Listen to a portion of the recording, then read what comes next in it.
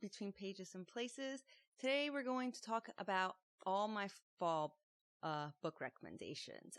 This is the first time I'm doing this video, but I really sometimes am like a mood reader, and like during the fall I want something cozy but something also scary because, you know, Halloween happens in the fall. So let's get into the books, but before I do, please comment, like, and subscribe down below. Now onto the books. The first book I would recommend is Murder Your Employer, McMaster's Guide to Homicide by Rupert Holmes. Now, the reason why I recommend this for fall is because, one, it kind of does take place in a school, and school starts in the fall. But also, I feel like there's kind of like a scary-ish vibe. You know, it's a school where they teach you how to murder people and not get caught. Which can be kind of scary and thrillery, which kind of fits in with the whole Halloween theme.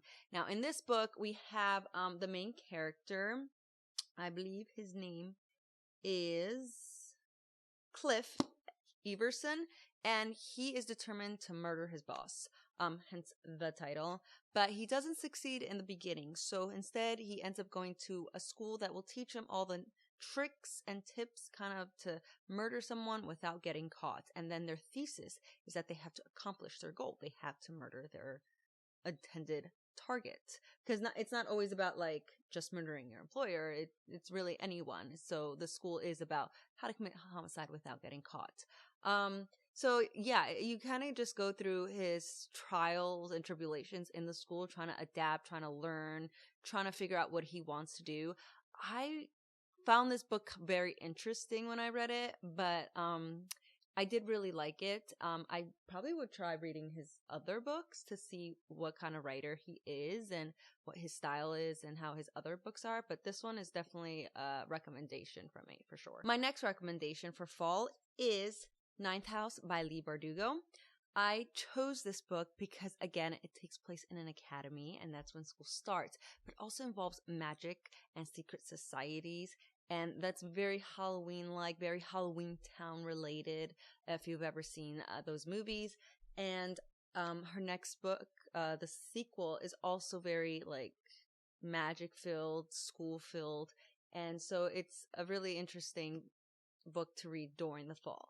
This one is about Alex Stern, who is a very unlikely member of Yale's freshman class. She was raised in Los Angeles with a hippie mother, dropped out of school early and into a world filled with like drug dealer boyfriends, dead-end jobs.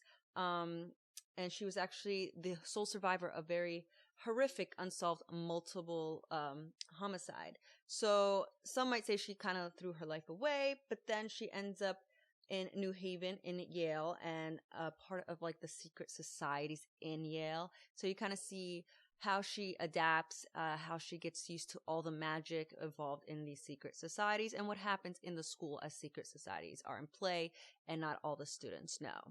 I would definitely recommend this. I love Leigh Bardugo. I read, I think, almost all her books, and I know she has a new one coming out next year, which is very interesting as well. So I would give this a try for sure. My next fall read is A Discovery of Witches by Deborah Harkness. This is like a play of fantasy, historical fiction all at the same time. In this world, we have Diana Bishop, who's a young scholar, and she works for a university, and she kind of has magic in her system, but while she's doing her research, she kind of uncovers an alchemical manuscript that's enchanted, and it kind of has all the secrets of the creation of all the creatures, and anyone would want it. But wanting nothing to do with it, she banishes the book back to the stack, so she puts it back into the library. But her discovery has set a fantastical underworld stirring, and soon a horde of demons, witches, and other creatures descend upon the library.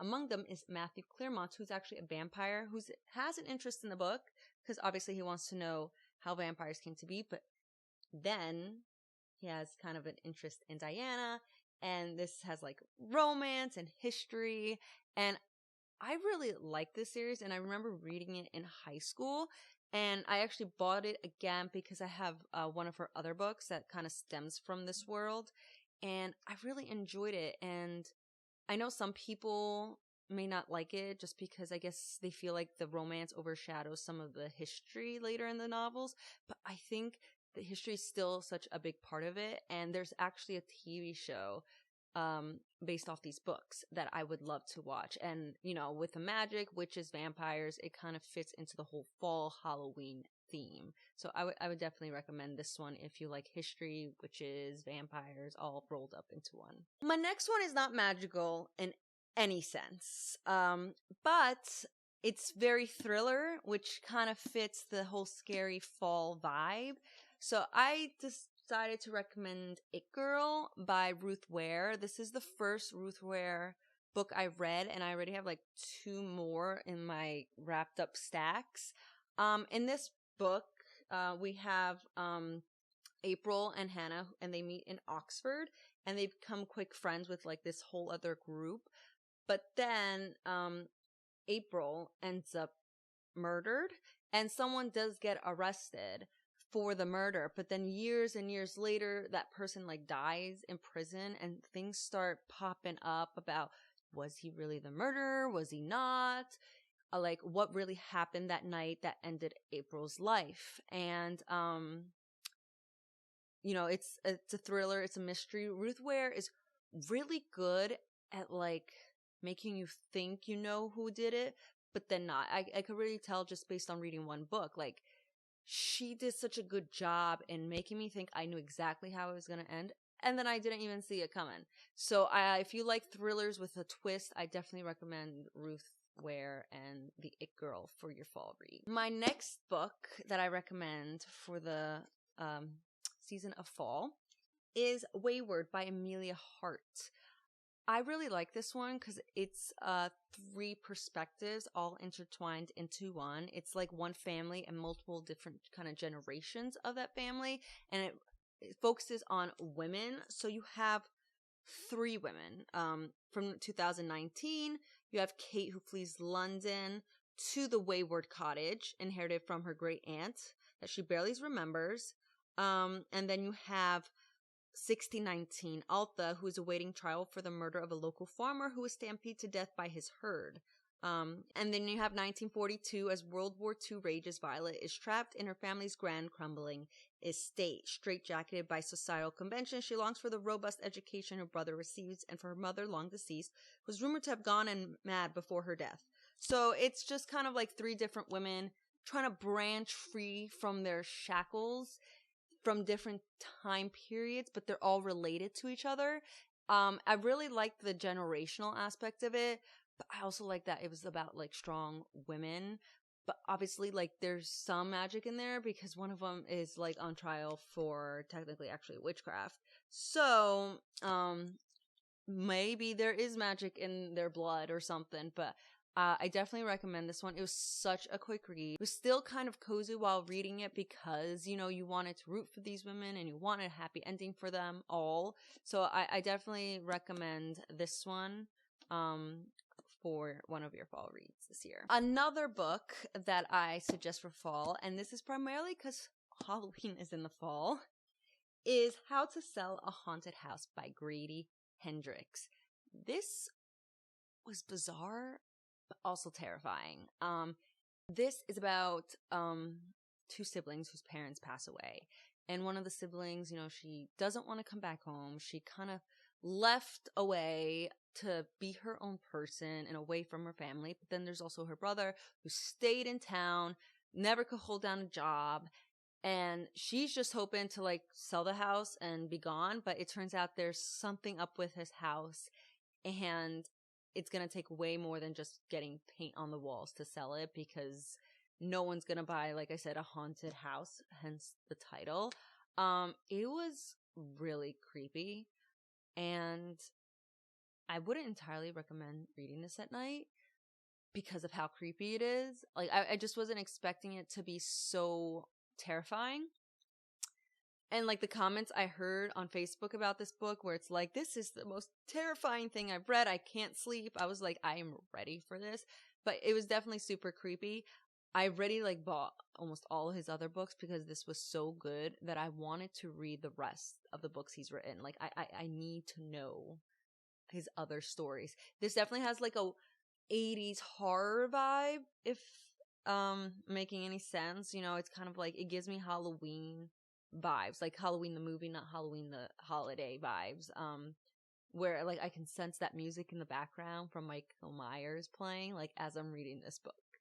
It's that kind of vibe. But if you like horror, this is definitely a book for you. So one more book that I'm recommending that I don't personally own, but I did watch the movie. I know heinous because I didn't read the book, but it was so good and it made me go buy the author's first book, is Halloween Party by Agatha Christie. Now, the movie is called A Haunting in Venice. They changed the name and they actually changed the location. It does not take place in Venice. It actually takes place in London.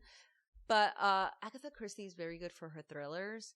And I feel like when it's fall, you should, like, it's a very thriller season. And it's basically about a party that happens on Halloween. And there's a family that lost a family member, and they want to contact her using a seance.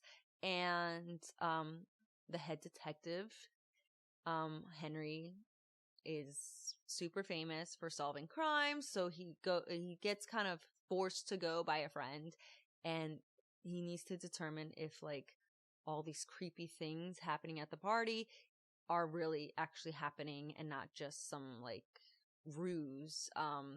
Yeah, I completely recommend reading Agatha Christie. I've seen a few of her movies and I enjoyed them. I am gonna start reading her books. She is very good at writing thrillers with like a twist that you just don't expect. Like you don't see coming at the end, you know?